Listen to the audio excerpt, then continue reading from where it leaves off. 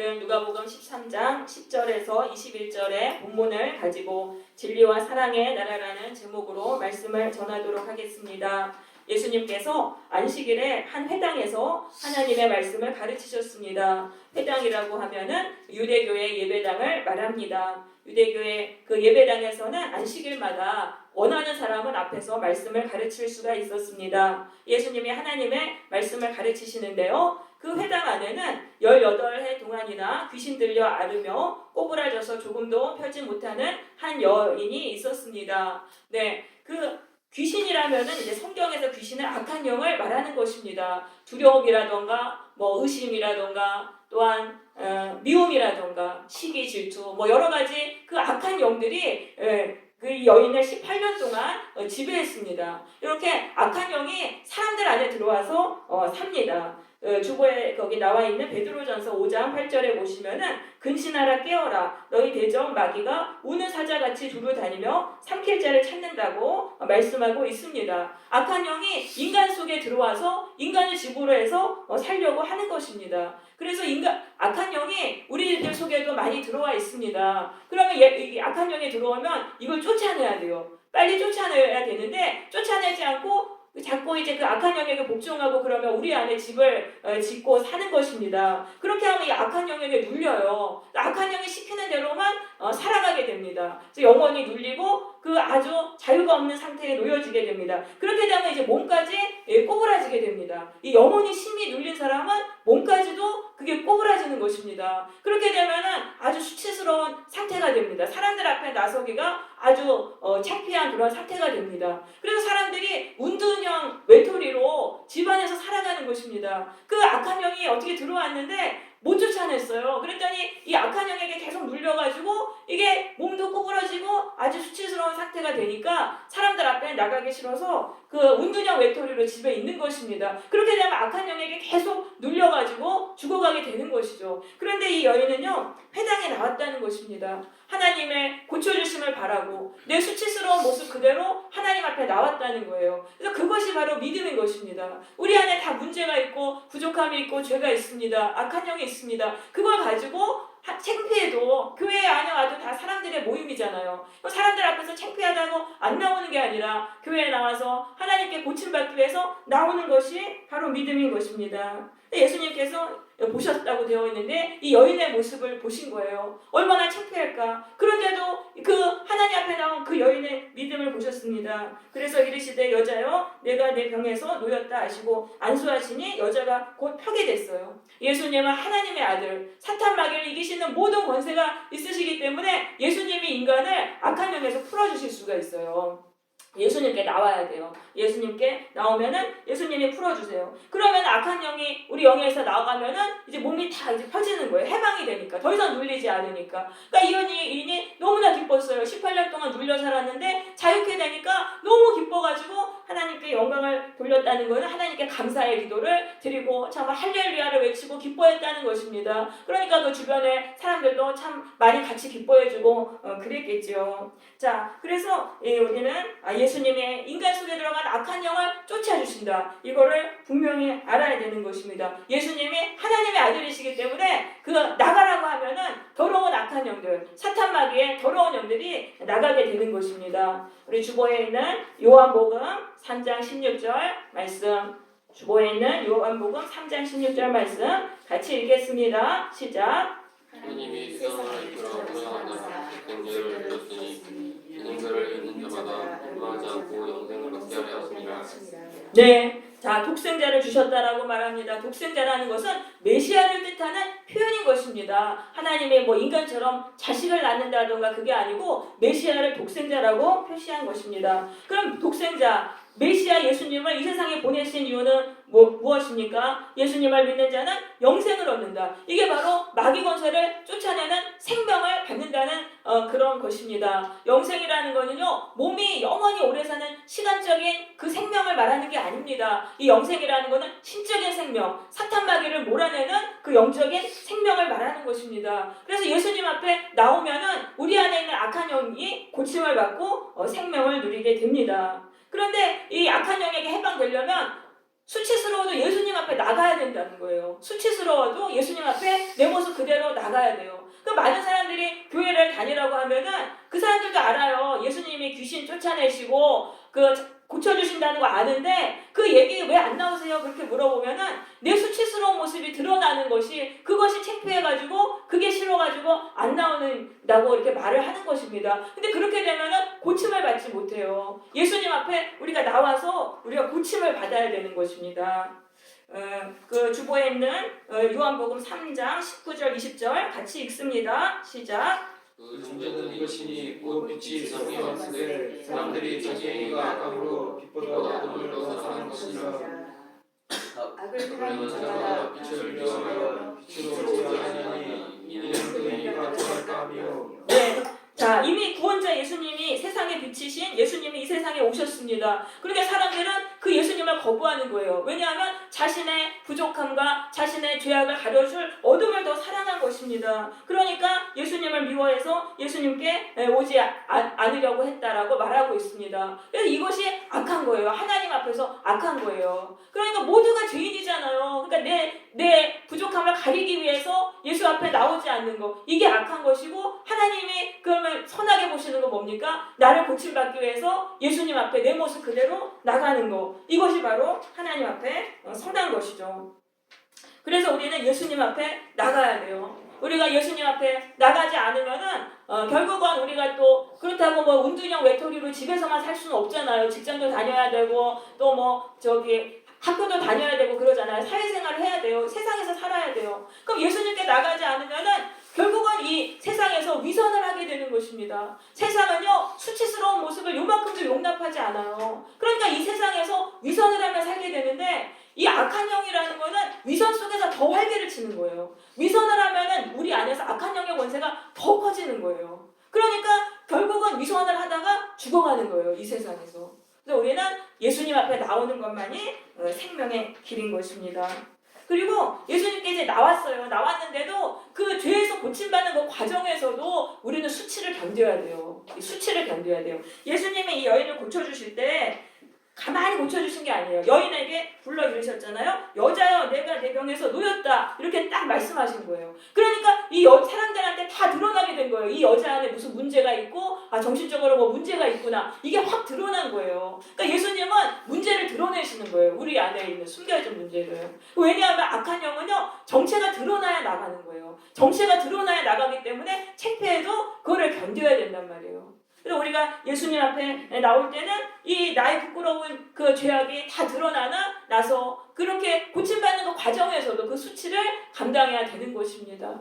여러분, 환자가 의사한테 고침받으려면 자기의 창피한 부분을 다 보여주잖아요. 그것처럼 우리 안에 숨겨진 죄들이 다 드러나게 되는 거예요. 특별히 예수님은 진리의 말씀을 통해서 우리 안에 숨겨진 내면을 보게 하십니다. 이게 참 고통스러운 거예요. 내가 내 안에 그 죄를 해결하지 못하고 꾹꾹 감춰놓고 숨겨둔 게 있는데, 말씀을 통해서 그 숨겨진 죄들을 하나하나 드러내신다는 게 굉장히 수치스럽고 그것은 고통스러운 일입니다. 외면하고 싶어져요. 외면하고 싶어집니다.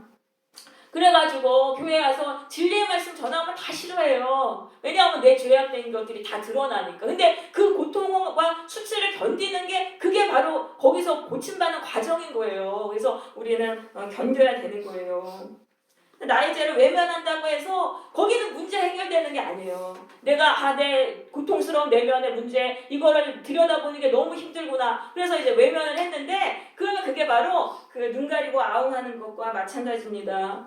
꿩이 숨을 때요, 머리만 이렇게 숨겨요. 그리고 엉덩이랑 몸은 꽁지를 다 내놓는 것처럼 그냥 내 눈 앞에만 숨기는 거예요. 다른 사람은 내 문제점을 다 알고 있어요. 그러니까 내가 외면한다고 해서 이게 해결되는 게 아니고 우리는 예수님 앞에 나가서 고침을 받아야 되는 것입니다. 사람들은 진리의 말씀을 듣기를 싫어합니다. 그 말씀을 통해서 나의 죄악된 것들이 다 드러나는 것들이 굉장히 부담스러워해요. 그래서 복받는다, 잘된다, 이런 기복주의적인 말씀, 이런 것들을 듣기를 원합니다. 아니면 죄에 대해서는 전혀 말하지 않는 열광주의, 신비주의, 이런 것들을 추구하는 것입니다. 심지어는 진리의 말씀을 전하는 교회를 떠나기도 합니다. 그래서 많은 목회자들이요, 많은 교회들이 죄에 대해서 말하지 않아요. 왜냐하면 너무너무 싫어하고 미워하고 대적하니까 목회자들 대적하고 그래요. 그렇기 때문에 점점 그런 말을 안 하게 됩니다. 그렇게 되면은 모여서 결국 뭐 합니까? 바리새인들하고 똑같아요. 모여서 위선적으로 종교행위만 하게 되는 것이죠. 그러면 모두가 죄 가운데 죽어가게 되는 것입니다. 교회를 살리려면 목회자는 반드시 진리의 말씀을 전해야 되는 것입니다. 그리고 성도들도 그 말씀을 통해서 나의 죄악된 그 면을 보고 정확하게 보고 그것들을 죄를 도려내기 위해서 그렇게 해야 되는 것입니다. 그래서 이 죄를 도려내려면은 죄를 솔직하게 고백하는 것이 매우 중요합니다. 이 죄라는 거는요, 드러내면 힘이 약해져요. 꼭꼭 싸매고 감추면 굉장히 힘이 커져요. 그래서 죄를 드러내는데 그 드러내는 게 죄를 고백하는 거예요. 소리내서 고백하는 것입니다. 요한 1장 9절 같이 요한일서 1장 9절 같이 읽습니다. 시작. 만일 우리가 우리 죄를 자백하면 그는 믿으시고 그리하여 우리 죄를 사하시고 우리를 모든 죄에서 깨끗하게 하실 것이요. 네, 자 죄를 자백을 했어요. 내가 알아들을 수 있는 말로, 내 귀에 들을 수 있는 말로 내가 인정하면서 고백을 했어요. 그럴 때 어떤 일이 일어나냐면요, 우리 죄를 사하신다고 돼 있어요. 사하신다는 거는 죄가 떠나게 된다. 그러니까 죄의 저주가 일단 떠나고, 내가 지은 죄의 저주가 다 나에게 결국은 돌아와서 저주를 받고 살지 않습니까? 근데 죄를 인정하고 고백할 때 죄의 저주가 떠나는 것입니다.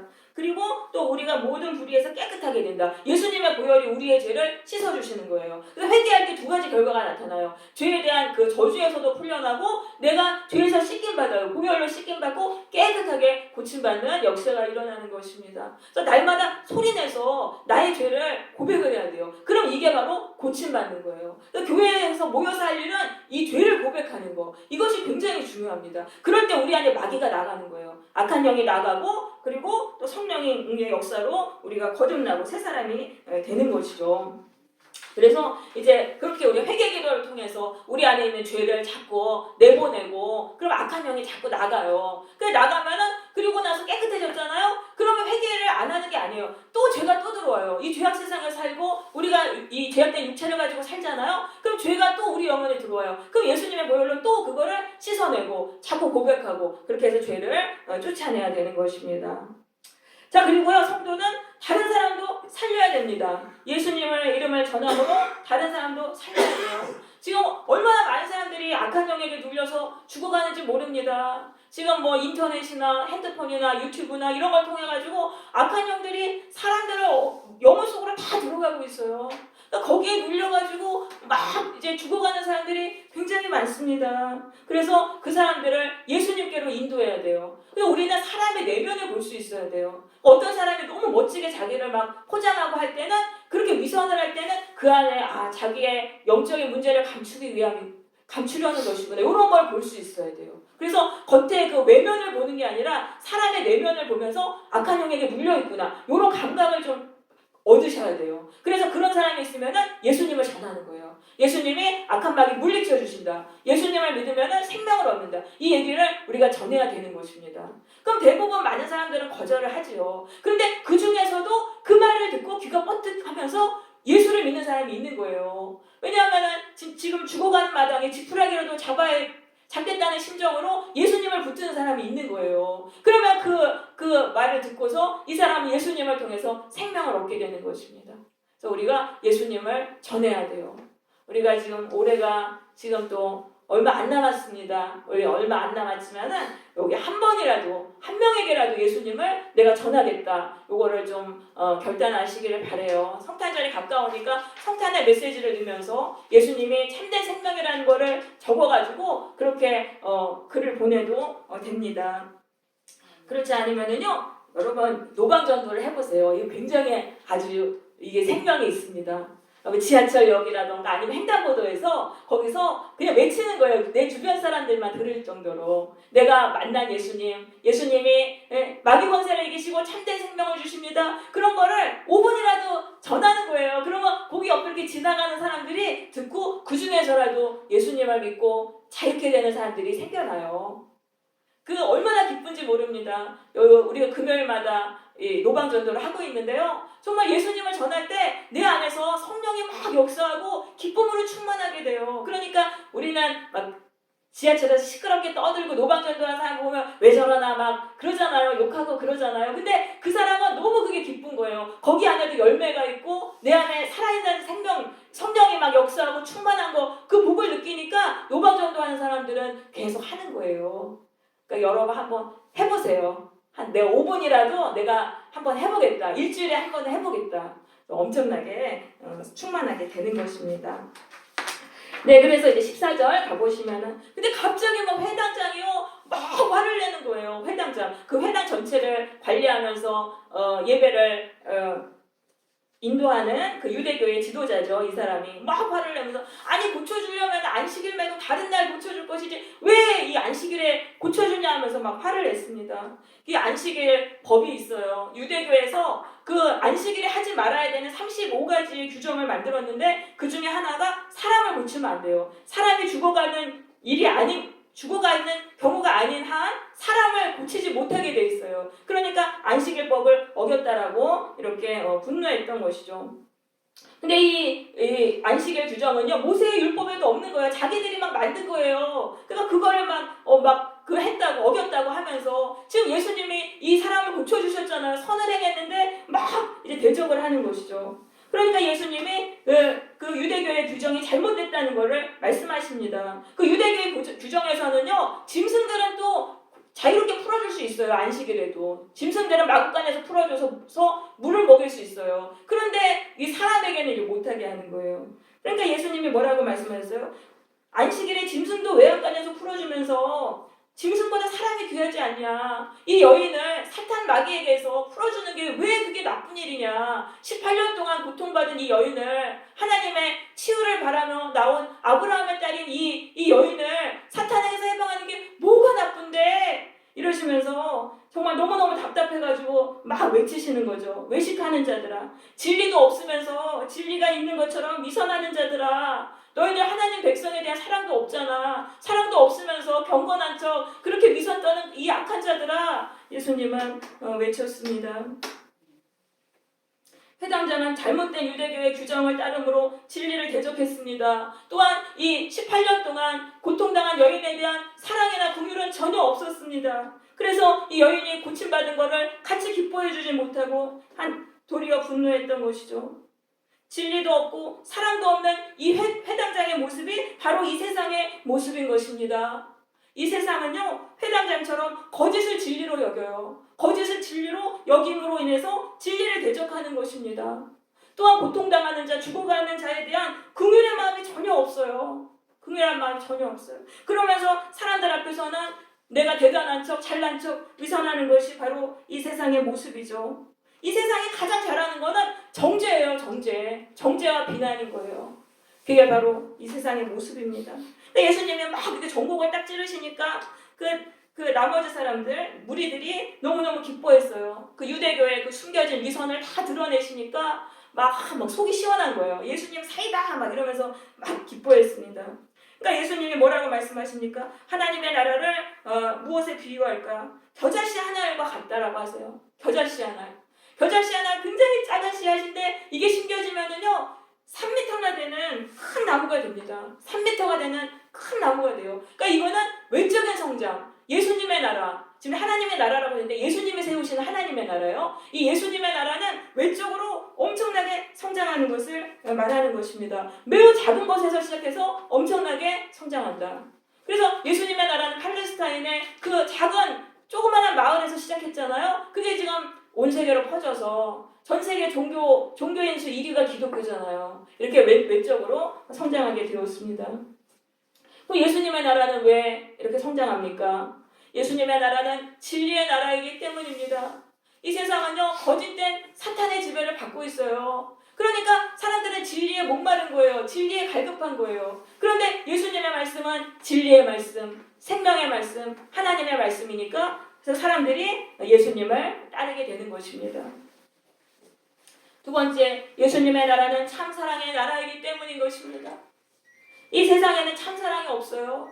이 세상에 속한 사람들은요, 오직 자신만을 위해 살아갑니다. 오직 자신만을 위해 살아가면서 다른 사람의 고통은 외면하는 거예요. 그렇지만 예수님은요, 고통당한 자를 불쌍히 여기시고 진심으로 사랑해 주시고 그들을 구원하시기 위해서 생명까지 주셨잖아요. 그러니까 고통당하는 자들이 예수님이 관심 갖는 1순위예요. 예수님이 사랑해 주시는 1순위예요. 그러니까 참된 사랑에 갈급한 자들이 예수님을 믿게 되는 것이죠. 그래서 예수님의 나라는 크게 확장되는 것입니다. 또한 예수님께서는 악한 영을 물리치시는 권세가 있어요. 이 세상은요, 악한 영을 물리칠 수가 없어요. 이 세상의 모든 문제는 사실은 영적인 문제예요. 뒤에서 마귀가 역사하기 때문에 이게 꼬이고 막 이렇게 되는 거예요. 근데 세상은 마귀를 물리칠 능력이 없어요. 분석은 할 수 있어요. 분석은 할 수 있는데 마귀를 쫓을 힘은 없는데 예수님만이, 하나님의 아들이신 예수님만이 마귀를 쫓아낼 수 있기 때문이죠. 그래서 예수님께로 가면 생명을 얻게 되는 것입니다. 예수님의 나라인 교회는 결코 사라지지 않습니다. 이 세상 속에서 계속적으로 퍼져나가게 되는 것이죠. 그래서 공중의 새들이 그 가지에 깃들였느니라. 이거는 사람들이 예수님의 나라에서 평안과 안식을 누리는 것입니다. 수많은 사람들이 예수님의 나라 속에서 안식과 쉼을 누리게 됩니다. 왜냐하면 예수님의 나라는 진리의 나라이고 사랑의 나라이기 때문이에요. 우리 주보에 있는 마태복음 11장 28절에서 29절 같이 읽습니다. 시작. 수고하고 무거운 짐진 자들아 다 내게로 오라 내가 너희를 쉬게 하리라 나의 마음이 온전하니 무스름하니 나의 멍에를 메고 내게 배우라 그리하면 너의 마음이 심어들이니. 네, 예수님 말씀하십니다. 수고하고 무거운 짐진 자들아. 이 죄악 세상에서 살아가는 자체가 수고하고 무거운 짐이에요. 이 진리가 없고 거짓이 지배하고 참사랑이 없는 이 세상에서 살아가는 그 자체가 수고하고 무거운 짐인 것입니다. 근데 예수님께로 가면 예수님의 나라는 진리의 나라이고 예수님의 나라는 사랑의 나라고 생명의 나라이기 때문에 우리가 거기로 가면은 우리가 안식과 쉼을 누리게 되는 것입니다. 그래서 모든 사람이 예수님을 믿어야 돼요. 모든 사람이 예수님을 믿어야 돼요. 자, 또한 예수님이 사마리아 여인에게 하신 말씀, 또 요한복음 4장 13절 14절 주보에 있는 말씀 같이 읽습니다. 시작. 예수께서 대답하시되 이 물과 심장하다 다시 말하느냐 내가 주는 물을 마시는 자는 영원히 목마르지 않으니 내가 주는 물은 그릇에서 형편하도록 자는 물이 생각. 네, 예수님이 우리에게 무슨 물을 주시냐면 진리의 물을 주세요. 진리의 물을 주시고 사랑의 물을 주시고 생명의 물을 주세요. 그렇기 때문에 우리가 갈급하면 사라진다라고 말하고 있습니다. 근데 예수님이 주시는 이 진리와 이제 말씀이죠. 예수님의 말씀이 주시는 진리와 사랑은요, 이거는 결국 끊어지지 않아요. 우리가 예수님께로 가면 계속 공급을 받는 거예요. 그러니까 우리가 이 죄악 세상에서 예수님이 없는 죄악 세상에서 살면은 거짓과 이 참사랑이 없잖아요. 그러니까 거기서 막 진리에 갈급하고 사랑에 갈급한데 예수님께로 가면은 또 계속 공급을 받는 거예요. 그러니까 예수님께로 가면 거기서 참된 만족이 있고 이 세상에서는 갈급했다가도 교회에 와서 예수님의 말씀을 들으면 거기서 또 진리를 공급받고 사랑을 공급받고 그렇게 해서 만족을 누리게 되는 것입니다. 여러분 진리에 갈급하십니까? 참된 사랑에 갈급하십니까? 예수님께로 가시기를 바랍니다. 그래서 참된 생명을 누리시기를 바랍니다. 이제 예수님이 또 이제 하나님의 나라를 어디에 비유하시냐면은 가루 서말 속에 갖다 넣어 부풀게 한 누룩에 비유하세요. 가루 서말이면 22리터의 밀가루예요. 그 엄청난 그 밀가루에 누룩을 조금 넣었어요. 그랬더니 이게 막 누룩을 다 발효시키는 거예요. 누룩을 변화시키는 거예요. 이것은 내적인 변화를 말하는 것입니다. 내적인 변화. 사람의 속사람을 변화시키는, 발효시켜서 변화시키는 내적인 변화를 말하는 것입니다. 예수님은 사람을 변화시키세요. 물을 포도주로 바꾸셨던 것처럼 쓸모없는 사람을 유익한 사람으로 예수님은 변화시키시는 거예요. 예수님이 누룩이시거든요. 예수님이 내 마음속에 들어왔잖아요. 그럼 내 안에서 이게 발효가 일어나는 거예요. 예수님을 통해 가지고 발효가 막 일어나가지고 쓸모없었던 사람이 유익한 사람으로 변화가 돼요. 그리고 죄의 종이었던 사람이 죄에서 풀려나서 의의 종이 되는 것입니다. 그런데요, 그래서 고린도후서 5장 17절에 이렇게 말하고 있습니다. 그런즉 누구든지 그리스도 안에 있으면 새로운 피조물이라. 이전 것은 지나갔으니 보라 새 것이 되었도다. 이렇게 변화가 일어나는데요. 이 변화가 이렇게 이제 누룩이 발효될 때까지 좀 시간이 걸려요. 한 열흘 정도 발효됐다가 그 안에서 발효됐다가 갑자기 확 밀가루가 부풀잖아요. 사람이 변화되는 것도 그래요. 내 안에서 발효되는데 예수님을 통해 발효되는데 시간이 좀 걸려요. 그러니까 오늘 예수를 믿었다 그래서 사람이 확 변하는 게 아니에요. 예수님의 진리의 말씀으로 또 우리가 기도로 성령의 은혜로 그렇게 내 안에서 서서히 숙성이 일어나는 거예요. 숙성이 일어나다가 한순간에 확 바뀌는 거예요. 한순간에 외적으로 사람이 행동이 확 변화되는 거예요. 근데 외적으로 확 변화되지 않아도 이미 우리 안에서는 지금 변화가 일어나고 있는 거예요. 그러니까 우리가 이렇게 생각해야 돼요. 나는 왜 빨리 안 변하는가? 예수를 믿는데 왜 빨리 안 변하는가? 내 안에서 변화가 일어나고 있어요. 그러니까 꾸준히 예수님을 믿으면은 우리는 변화가 되는 것입니다. 그런데 기도도 마찬가지예요. 기도도 아무리 기도해도 변화가 안 일어나요. 근데 그래도 누룩처럼 한순간에 확 응답되는 거예요. 그게 그 안에서 그러니까 예수님께 기도할 때 눈에 보이는 변화는 없지만 이미 예수님은 일하고 계세요. 그 준비 과정을 일하고 계시다가 한순간에 그 기도도 확 응답이 되는 것입니다. 그래서 이 원리를 우리는 알아야 되겠습니다. 네, 예수님이 바로 성도를 변화시키는 누룩이십니다. 성도는 예수님을 통해서 진리와 사랑의 나라로 변화되게 됩니다. 또한 이 성도들은요, 이제 세상을 변화시키는 누룩으로 살게 되는 거예요. 이제 성도가 누룩이 되는 거예요. 예수님을 통해서 내가 변화가 됐어요. 진리와 사랑으로 변화가 됐는데 그럼 이 성도가 또 누룩이 돼가지고 이 세상 곳곳에 들어가서 그 세상을 변화시키는 누룩으로 살게 되는 거예요. 내가 예수님을 통해 변화가 됐어요. 정말 거듭나고 변화가 됐잖아요. 그럼 나를 통해서 내 가정이 불신 가정이 변화가 돼요.